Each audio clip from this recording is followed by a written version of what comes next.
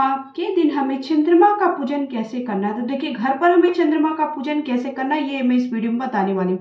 तो सबसे पहले देखिए कोई आप चौकी भी रख सकते हैं, चौकी के ऊपर एक पीला कोई भी वस्त्र बिछा लीजिए, या फिर बिना चौकी के भी आप क्या कर सकते हैं, नीचे स्वस्तिक बना करके ये पूजा कर सकते हैं। ये पूजा आप देखिए खुले आसमान में चंद्रमा के नीचे भी कर सकते हैं, लेकिन हमेशा हमें जब भी हम चंद्र भगवान को या सूर्य भगवान को अर्घ दें इस बात का ध्यान रखें कि उनके पैर जो हमारे पानी अर्थात जल के छींटे हैं वो हमारे पैरों के ऊपर नहीं पड़ने चाहिए, या फिर यहाँ वहाँ गंदे में कहीं पे भी वो जल ना जाए।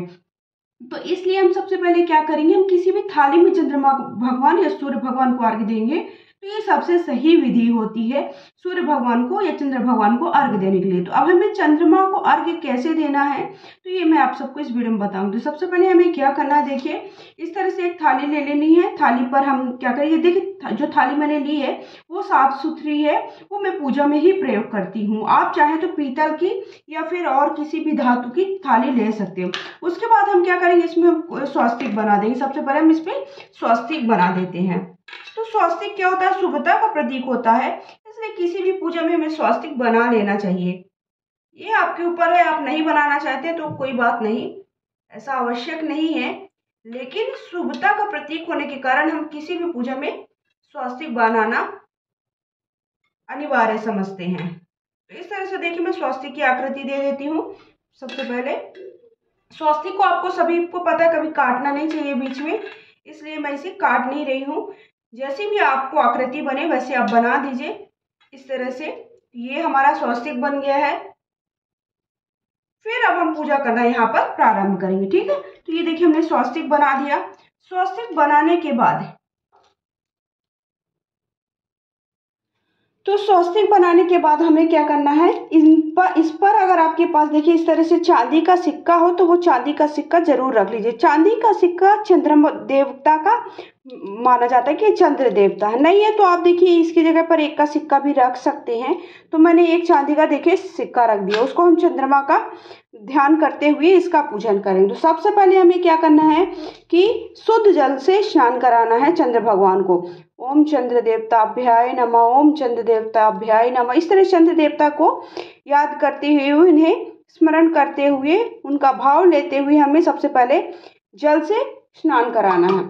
उसके बाद हमें क्या करना है, दूध से स्नान कराना। तो देखिए इस तरह से हमें दूध से स्नान कराना है।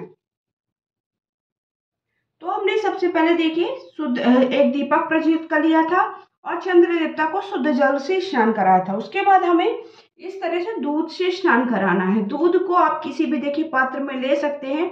आज के दिन दूध की खीर बनाना शुभ माना जाता है, तो दूध की खीर का भोग जरूर लगाएं आप सभी। मैं बहुत ही साधारण तरीके से देखिए आपको पूजा करके दिखा रही हूँ, बहुत ज़्यादा तामझाम नहीं कर रही हूँ क्योंकि बहुत ही ज़्यादा हमारे पास समय नहीं होता। उसके बाद हम क्या करेंगे, सब इनको चंद्रमा को इस तरह से हम चंदन से का टीका लगा देंगे, क्योंकि इनको केवल हम क्या होता है चंदन ही लगाया जाता है, हल्दी वो सिंदूर ना लगाएं, चंदन बस लगाएं, ठीक है। उसके बाद वस्त्र के भाव से मैंने उन्हें कलावा समर्पित कर दिया है। तो वस्त्र के भाव से आप क्या करें, उन्हें कलावा समर्पित कर दे। आपके पास चुनरी वगैरह है तो वो भी आप समर्पित कर सकते हैं। उसके बाद हमें कोई भी सफेद पुष्प चढ़ा देना है, क्योंकि इनको केवल सफेद पुष्प ज्यादा प्रिय होते हैं। अगर आपके पास कोई और पुष्प है सफेद नहीं है तो ऐसा नहीं है कि आपको बिल्कुल सफेद पुष्प ही चढ़ाना है। उसके बाद हमें क्या करना है, कुछ भी मीठे का भोग लगा देना। वैसे खीर का भोग लगाना चाहिए तो खीर का भोग आप अवश्य लगाएं। फिर उसके बाद जो हमने वो लगाया था उसको 3 बार हम जल घुमा देंगे इस तरह से। 3 बार मैंने जल घुमा दिया। उसके बाद जो भी आपके पास फलों का भोग है, फल का भी आप भोग लगा सकते हैं। तो इस तरह से आप फल का भी भोग लगा दीजिए, ठीक है। उसको भी हम 3 बार जल घुमा देंगे। जो भी हम भोग प्रसाद लगाते हैं उसको 3 बार जल हमें अवश्य घुमाना चाहिए। तो इस तरह से हमने जल घुमा दिया। उसके बाद धूप दीप से भी हमें पूजा कर देनी है। तो इस तरह से धूप दीप दिखा दीजिए, चंद्र देवता को स्मरण करते हुए उनका ध्यान करते हुए उनको धूप दीप दिखा दीजिए। धूप दिखाने के बाद हमें अंत में क्या करना है, जो हमने दीपक प्रज्वलित किया था उसी दीपक से हमें आरती कर देनी है। तो इस तरह से हमें शरद पूर्णिमा के दिन थोड़ा सा अक्षत जरूर समर्पित कर दे। अक्षत ऐसे समर्पित करें, टूटे हुए नहीं होने चाहिए, क्योंकि भगवान भोलेनाथ को और चंद्र देवता को अक्षत अति प्रिय होते हैं। अंत में हमें क्या करना है, आरती कर देनी। तो इस तरह से हमें चंद्र देवता का पूजन करना है। ये पूजा आप देखिए घर पर भी कर सकते हैं मतलब, और ये पूजा हमें कहाँ करनी है, छत पर अर्थात खुले आसमान में करनी होती है। तो अगर ये छोटा सा वीडियो आप सबको पसंद है तो प्लीज़ वीडियो को लाइक करके चैनल को सब्सक्राइब अवश्य करिएगा।